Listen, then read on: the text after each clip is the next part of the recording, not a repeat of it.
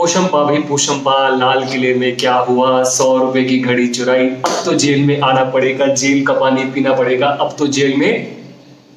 अगर आप लोगों ने ये गाना मेरे साथ कंप्लीट किया तो सब्सक्राइब जरूर कीजिए। Hi guys, welcome back to my channel. My name is Kamaljeet Rana. Okay, जो लोग मेरे साथ पहले से जुड़े हुए हैं, thank you so much. And जो लोग मेरे चैनल पर नए आए हैं, प्लीज डू कंसीडर सब्सक्राइबिंग। इस गाने से आप लोगों को ये पता तो लगेगा होगा मैं किस बारे में बात करने वाला हूँ। अगर नहीं लगा तो मैं आपको बता देता हूँ। आज मैं आप लोगों के साथ शेयर करने जा रहा हूँ बचपन के वो कुछ गेम्स जो मैंने बहुत खेले हैं, और शायद आप लोगों ने भी खेले होंगे, ऑफ कोर्स खेले होंगे। और उनको याद करके आज बिल्कुल एक ना नॉस्टैल्जिक वाली फीलिंग आ गई।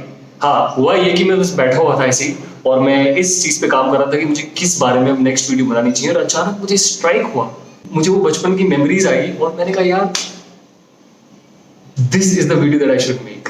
So I'm going to be sharing some games that I have played when I was a kid. जब मैं छोटा था मैंने वो गेम्स इतने एंजॉय किए हैं, लेकिन आजकल के किड्स, आजकल के बच्चे जो हैं जिनको मैं ये सब गेम्स खेलते हुए बिल्कुल नहीं देखता हूँ। बिकॉज ऑफ लाइफ में क्या हो गया ना, टेक्नोलॉजी जब से आ गई है, बच्चे खेल खेलना भूल गए हैं। वो सिर्फ फोन में बिजी रहते हैं, एक्सबॉक्स और प्ले स्टेशन इन सब में बिजी हो गए, लेकिन जो बेसिक एसेंस थी ना, या फिर बच्चों के साथ खेलने की, बचपना एंजॉय करने की, वो कहीं खो गई है। हाँ, मैं ये जरूर मानता हूँ कि अभी कोविड चल रहा है तो हम उस तरीके से या उस सिचुएशन में नहीं है जहां हम सारे बच्चों के साथ मिलजुल के अभी खेल सकते हैं। बट ये वो गेम्स थे जहाँ पे आप लोगों ने इतना एंजॉय किया होगा, मैंने कितना एंजॉय किया। तो मैं शुरू करता हूँ। तो पहला गेम तो आप समझ गए, जिस गेम की मैं बात करने जा रहा हूँ है पोशंपा भाई पोशंपा।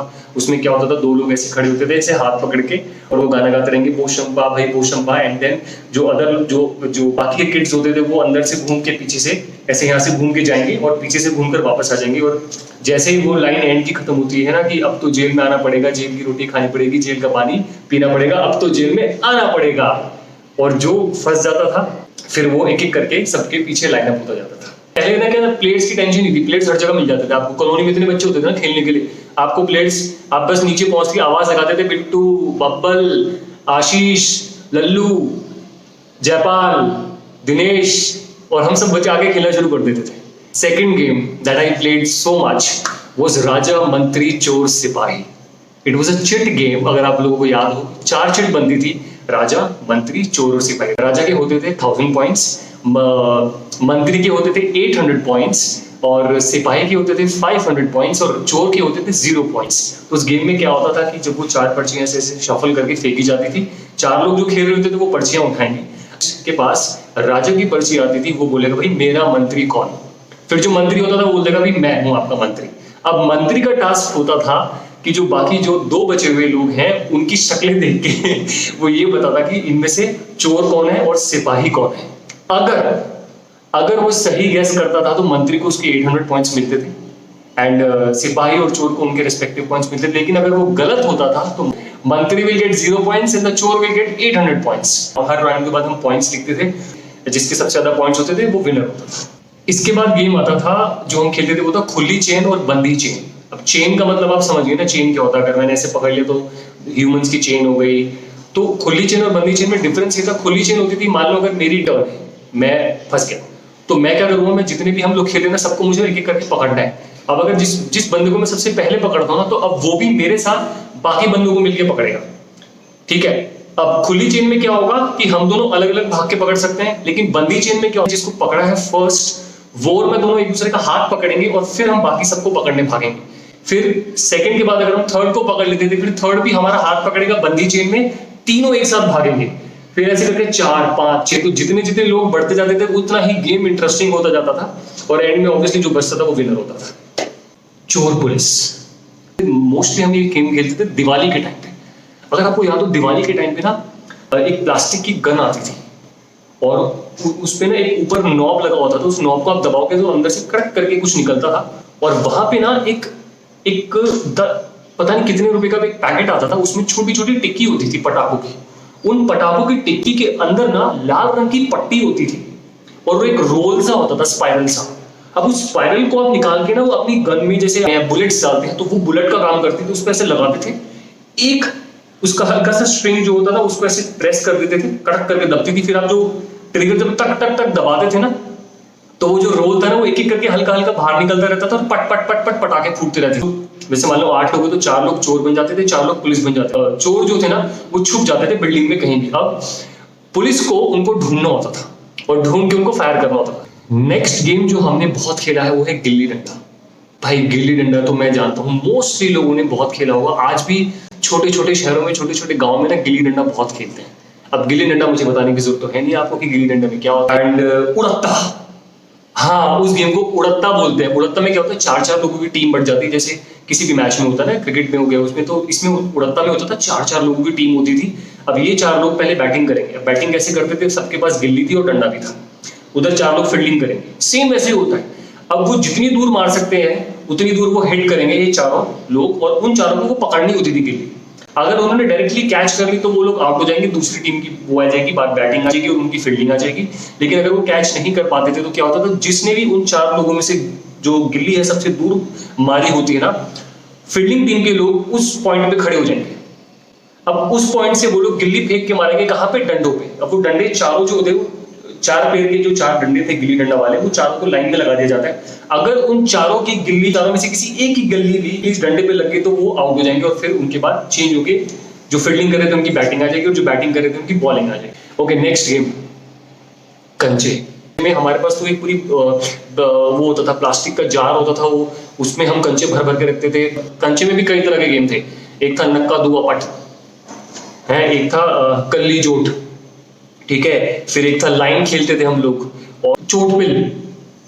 हाँ ये ऐसे गेम होते थे। अब मैं तुमको इनका मतलब बता देता हूँ। चोट पिल क्या होता है, चोट मतलब होता है जब एक कंचा दूसरे कंचे से टकराता है, उसे चोट बोलते हैं। और पिल होती है, हम हल्का सा एक गड्ढा बना देते हैं जमीन में, बहुत हल्का सा, उसको पिलो बोलते हैं, पिल बोलते हैं। तो अगर आपने चोट यानी कि कंचे को मार के अगर पिल में डाला तो दूसरे वाला जो आपके जिसके साथ खेल रहे हो वो आपको 2 कंचे देगा, और अगर उसने मारा तो आप उसको 2 कंचे दोगे। अगला गेम हम खेलते थे मारम पिट्टी या फिर पिट्ठू। पिट्ठू में क्या होता था, आप 7 पत्थर, फ्लैट पत्थर होते थे, उनको एक के ऊपर एक जचा के रख देते थे। टीम्स बढ़ जाती थी, 4 इस टीम में, 4 इस टीम में, या 5 इस टीम में, 5 इस टीम में। पहली टीम जिसको चांस मिलता था पिट्ठू गिराने का, अब वो क्या करेंगे, वो चारों रेडी हो जाएंगे, चारों में से एक एक करके एक प्लेयर आएगा, उसको 3 चांस मिलेंगे पिट्ठू गिराने के लिए। अब उसमें क्या होता है, आपने पिट्ठू गिराया, जैसे ही पिट्ठू गिरे बॉल पिट्ठू पे लगके कहीं दूर जाती है। अब वो जो बॉल दूर गई है, सामने वाली जो ऑपोजिट टीम है उसको बॉल को हिट करना होगा, उस प्लेयर को जिसने पिट्ठू गिराया है। वो तब तक हिट करते रहेंगे जब तक उसको हिट नहीं होता है, पहली चीज। और दूसरा, उनको हिट करने का टाइम पीरियड क्या होता है, वो टाइम पीरियड होता है जब तक जिसने पिट्ठू गिराए थे उस प्लेयर ने, उसको सारे पिट्ठू वापस अरेंज करने होते हैं। उसकी पूरी टीम मिलके उसको अरेंज करती है। दूसरी टीम को क्या करना होता है, उनको पिट्ठू अरेंज करने से पहले सब प्लेयरों को आउट करना होता था। अगला गेम था जिसका नाम था स्टापू। स्टापू क्या होता है, आपने घर में देखा होगा टाइल्स होती हैं जैसे, अभी टाइल्स को किसी भी एक फॉर्म में आप तोड़ दो, आप उसको जरूरी नहीं कि वो यूनिफॉर्म फॉर्म हो, आप उसको रेक्टेंगल बना सकते हैं, ट्राइंगल बना सकते हैं, सर्कल बना सकते हैं, आप उसको हेक्सागन बना सकते हैं, लेकिन किसी भी शेप का ना स्टापू बन जाता था। स्टापू फिर क्या होता था, फिर ना हाउसेज होते थे 8 हाउसेज, कैसे एक बड़ा सा रेक्टेंगल, उसको आप डिवाइड कर दो 8 इक्वल पार्ट्स में, उनको हाउसेज बोलते हैं। तो आप लेफ्ट हैंड साइड से शुरू करोगे, पहले ही हाउस पे स्टापू डालोगे, फिर आप लंगड़ी करते हुए पूरा हाउस, सारे 8 के 8 हाउसेज को उन पे जंप करते हुए लंगड़ी में क्रॉस करके वापस आओगे। अगर आप सक्सेसफुली वापस आके अपना स्टापू उठा लेते हो तो वो हाउस आपका हो जाता है। हम ऐसे खेलते थे और ऐसे आपको सक्सेसफुली सारे हाउसेज कंप्लीट करने पड़ते थे। तो जो सबसे ज्यादा हाउसेज जीतता था वो विनर होता था। और जैसे जैसे आप हाउसेज जीतते चले जाते हो तो वो हाउस आपके नाम पे हो जाता है। आप दूसरे person has to make sure कि उसका जो स्टापू है वो आपके हाउस में ना गिरे, नहीं तो वो आउट हो जाएगा। आंख मिचोली, आंख मिचोली तो सबको ही पता है यार, वो ऐसे ब्लाइंड फोल्ड बांध के हम एक एरिया में सब लोग खड़े हो जाते थे और उसको सर पे टपूलिए से मार के, एक पटरी मार मार के उसको भागते रहते थे पीछे, और उसको सर किसी को पकड़ना होता था। द मोमेंट जिसने भी आंख पे पट्टी बांधी होती थी, अगर वो किसी को हाथ लगा देता था तो वो पट्टी अब ट्रांसफर हो जाएगी उस बंदे में जिसको उसने हाथ लगाया। तो मेरी जो पुलिस कॉलोनी थी उसमें 72 क्वार्टर्स थे। 72 क्वार्टर्स में नाना करके भी ना हम लोग कम से कम नहीं तो 30 बच्चे थे, और हम लोगों के पास उस टाइम पे इतने गैजेट्स अवेलेबल नहीं थे, एंड उस टाइम पे इतने टेक्नोलॉजी इतनी एडवांस नहीं थी। तो ये सारे गेम्स है हमारे बचपन में हमारा इतना साथ दिया ना, और because of all these games we have developed so many skills. आप मानेंगे नहीं, हम संडे सैटरडे होता था ना, हम लोग घर नहीं जाते थे, सुबह निकलते थे और शाम तक हम सिर्फ खेलते थे संडे सैटरडे को।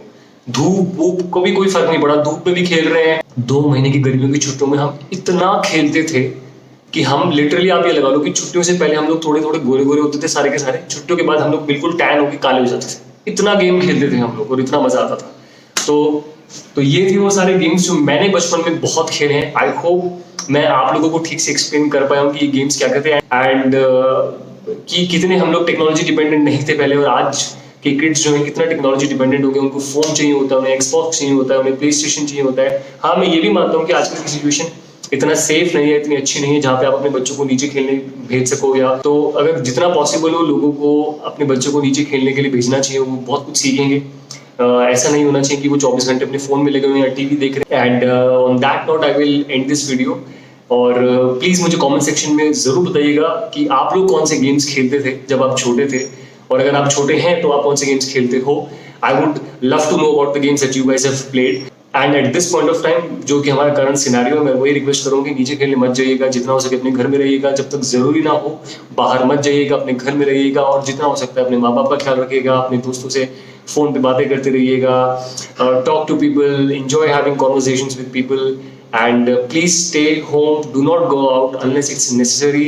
I will see you in my next video, or I'll see you in my next vlog. Till then, take care, bye.